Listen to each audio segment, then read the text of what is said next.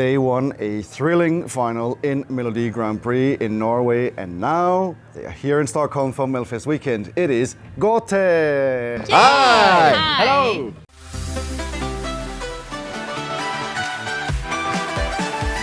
So last night you performed in front of a packed Eurovision crowd in Norway. How was it? It was fantastic. The crowd was, they really gave us a very nice feeling standing there. Yeah, and because normally you've played mostly for Norwegian crowd, so how was it to meet the Eurovision crowd? It's it's an amazing adventure because they are so invested. They're really about the music and about having fun with the music, enjoying the music. So playing at Nalen yesterday was just electric. Yeah. And the style of music that Gåte is playing is very Nordic. I mean, I'm from Denmark, you're from Norway, so we understand this kind of vibe. But for an international audience, tell us about the style of music. Well,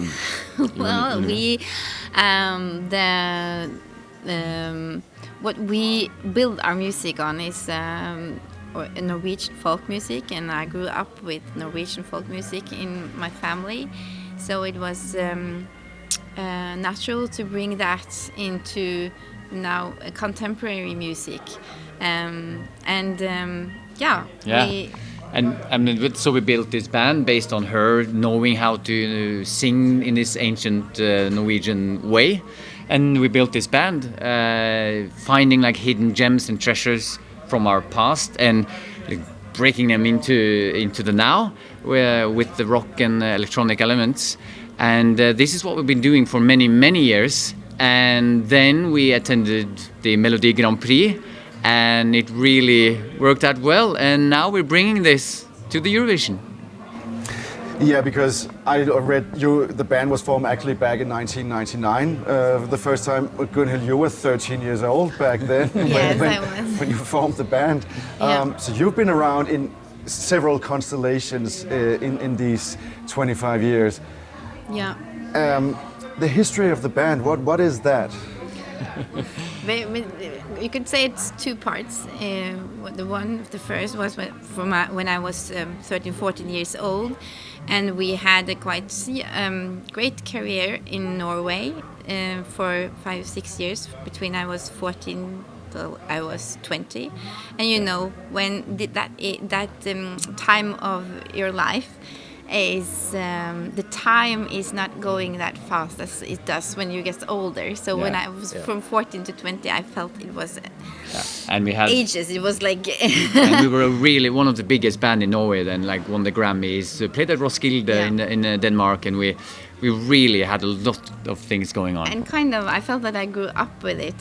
So and one point that I had to find out who am I without it and just do something else. Yeah. So and we had had a 12 years break. 12 years break and started again in 2017. Yeah. And since then we've been slowly reaching out to sort of like an audience, but not as big as the last time until now with the MGP, and boom, there we are. And I mean, we play festivals and gigs already, but now we're having bigger plans and can finally reach a bigger international audience.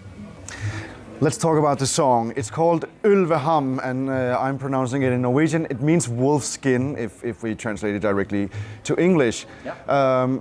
It's a very powerful story of the song. Tell us about it. Yeah, I can begin and then you take over.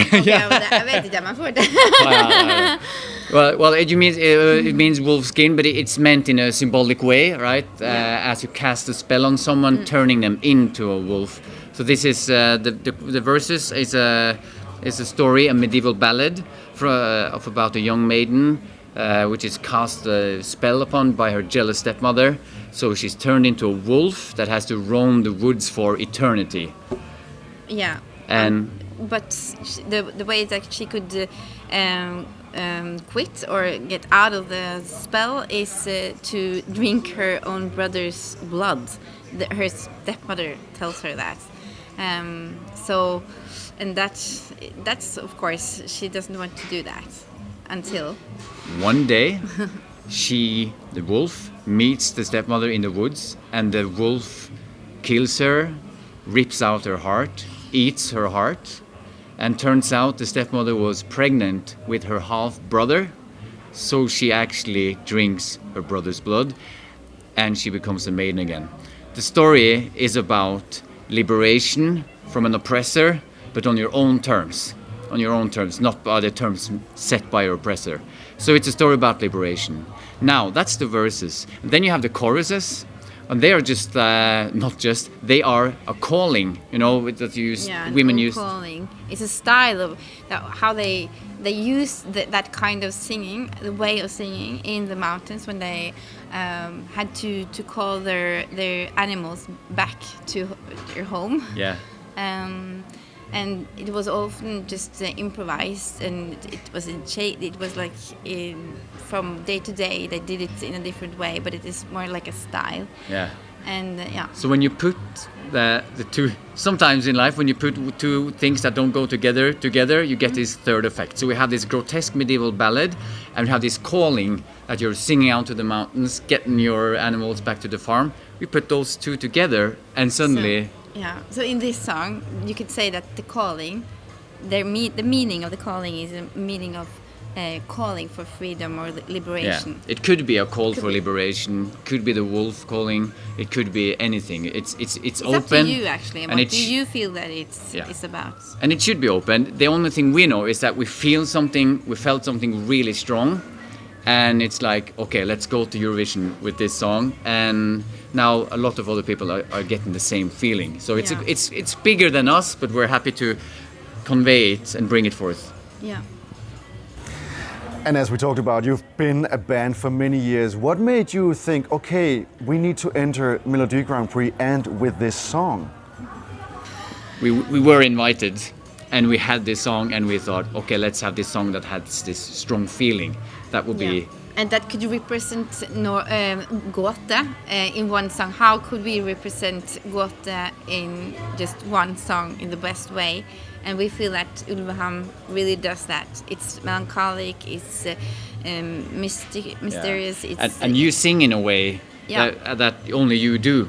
Like, there's something unique going on there that I don't. And what I also only do in Gåte, it's Gåte. It's the place I could do it in. And I mean, it's a chorus without any words, so there's no words standing in the way for the music and for the emotion.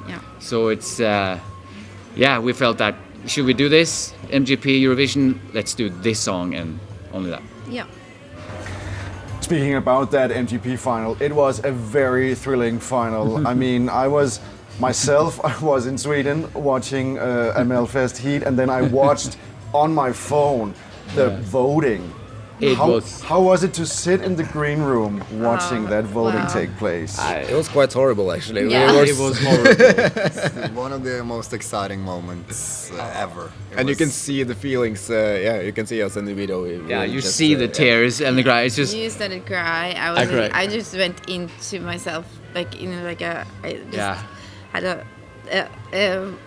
box around myself, and the ground turned into like this black hole. We all just sucked in in those last seconds there before the last decision, the last votes. Yeah, and winning by 3 points. I mean, it was so close. Yeah. And even for you, how was it? And you were sitting quite close to Kano, as far as I remember.